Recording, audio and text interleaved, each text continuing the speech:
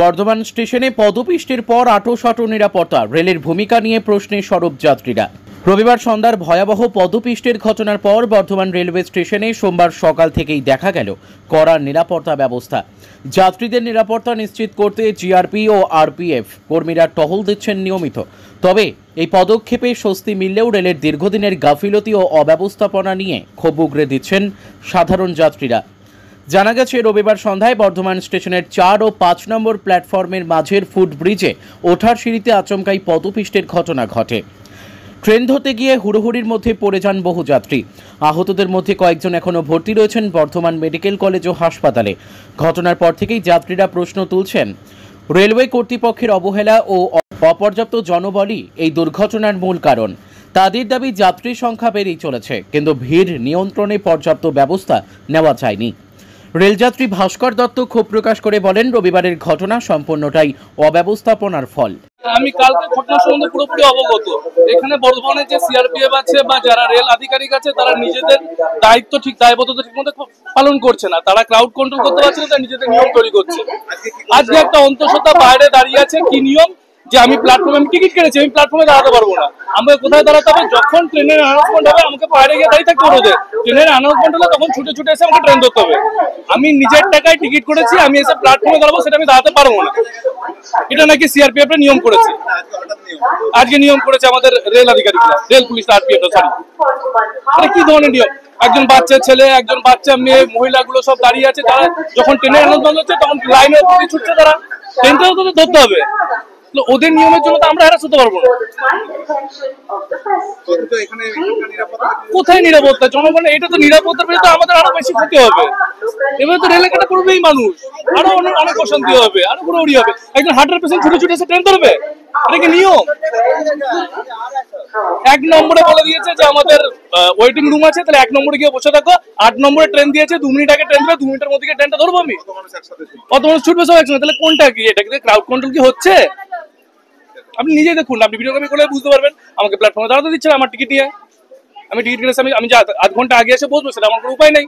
তুমি এখানে দাঁড়াতে পারবে না, তোমাকে বাইরে স্টেশনে বাড়ি গিয়ে দাঁড়াতে হবে রোদের মধ্যে। এটা নিয়ম করেছে। আমার নাম ভাস্কর দত্ত, আমি যাদবপুরে পিএইচডি স্কলার। বর্ধমানের আরপিএফ ও রেল আধিকারিকরা নিজেদের দায়িত্ব ঠিকমতো পালন করছে না। গাফিলতির জন্যই এই ভিড় নিয়ন্ত্রণ করা সম্ভব হচ্ছে না। আজ থেকে আবার নতুন নিয়ম হয়েছে, টিকিট কেটে প্ল্যাটফর্মে দাঁড়ানো যাবে না, রেল এলে দৌড়াতে হবে। এটা আবার কেমন নিয়ম? রেল সূত্রে জানা গেছে, ঘটনার পর তদন্ত শুরু হয়েছে এবং ভবিষ্যতে যাতে এমন দুর্ঘটনা না ঘটে সে বিষয়ে পদক্ষেপ নেওয়া হচ্ছে। তবে যাত্রীদের দাবি, শুধুমাত্র তদন্ত নয়, নিয়মিত ভিড় নিয়ন্ত্রণ ব্যবস্থা ও সুষ্ঠু দায়িত্ববোধই এই ধরনের দুর্ঘটনা এড়াতে পারে। নামার পর সব মিলে চাপগুলো উপরে চাপার তবে হলদিয়ারি ঢুকেছে, তারপর আসানসোলটাও দিচ্ছে, রামপুরহাটটা ঢুকেছে। কত নম্বরে? তোমার 6-এ। সবাই 5টা পজিশন মিলে 5টা পজিশন ছুটে ছুটে সব নামছে। এবার এই থেকে 5টা পজিশনে নেমে সব ওঠার জন্য যাচ্ছে। কটার সময় ঢুকেছিল ওটা? 5:20। তোমার 5:20 বা 5:15 হতে হবে। হ্যাঁ, ঢুকেছিল। তারপরে নামার ঠালানি করতে যাবে, তারপরে অত কিছু হবে না। আমি দাদাটা বললাম যে যা, তুমি দেখো কি হচ্ছে। ওগুলো ঠিক আছে, যাচ্ছেন। তারপরে যখন গেল, একটা মেয়ে ছেলের গায়ে সবগুলো চেপে পড়লো, মানে পদপিষ্ট হয়ে গেছে। হ্যাঁ, কতজন মতো আহত হয়েছে? এরকম ঘটনা কি প্রায় ঘটে? না, প্রায় বলতে পারছি না। আমি তো প্রায় ডিউটি করি না, আমার ডাকে তাহলে আমি ডিউটি পাচ্ছি। যখন ঘটনাটা করেছে 5টা 20-25। হ্যাঁ, 5। কি নাম? আমার নাম প্রেম রাজবংশী। প্রেম রাজবংশী। আজকের দিনে দাঁড়িয়ে মার্কেটে ই রিক্সার প্রচুর চাহিদা রয়েছে, তাই আর চিন্তা কিসে? সঠিক মানের ই রিক্সা ব্যাটারি এবং নতুন ই রিক্সা কিনতে হলে আজই চলে আসুন আমাদের ধূপগুড়ির রিয়া এন্টারপ্রাইজের শোরুমে। এখানে পেয়ে যাবেন ই রিক্সার লিথিয়াম ব্যাটারি এবং রয়েছে দুটো ফিনান্স কোম্পানিতে লিথিয়াম ব্যাটারি কেনার সুবর্ণ সুযোগ। বাজাজ ফাইন্যান্স দিচ্ছে স্বল্প সুদে ব্যাটারি কেনার সুবর্ণ সুযোগ। মাত্র 4 ঘন্টা চার্জ করুন আর চলবে 100 থেকে 140 কিলোমিটার মাইলেজ। আপনার লাইনের বিল সাশ্রয় হবে। এছাড়াও এখানে স্পেয়ার পার্টস এবং ব্যাটারি পেয়ে যাবেন একদম সুলভ মূল্যে। এগুলো সব পাবেন আমার আপনার সুপরিচিত ডিলার রিয়া এন্টারপ্রাইজ ধূপগুড়িতে। তাই সহজ কিস্তির মাধ্যমে আপনারা আজই নিয়ে যান ব্যাটারি এবং ই রিক্সা।